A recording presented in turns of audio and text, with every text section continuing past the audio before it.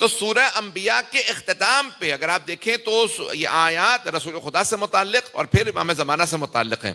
سورہ انبیاء کے اختتام پہ نا کہ وما ارسلناک الا، ہم نے آپ کو نہیں بھیجا الا رحمتا للعالمین، سوائے اس کے کہ آپ کو عالمین کے لیے رحمت بنایا. مجمع نہیں ہے میرے ساتھ، سارے انبیاء کا اللہ نے تذکرہ کیا اور اللہ نے فرمایا ہم نے اس نبی کو یہاں بھیجا، کوئی مصر میں بھیجا گیا، کوئی عراق میں، کوئی فلسطین میں، لیکن جب سرور کائنات کی باری آئی تو اللہ نے فرمایا جیسے اللہ رب العالمین ہے ویسے محمد رحمت للعالمین ہے. اب میرے جملے پہنچ گئے ہیں.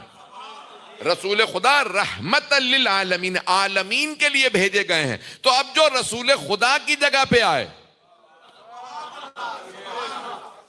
اسے بھی مولائے کائنات ہونا چاہیے، عالمین کا امام ہونا چاہیے.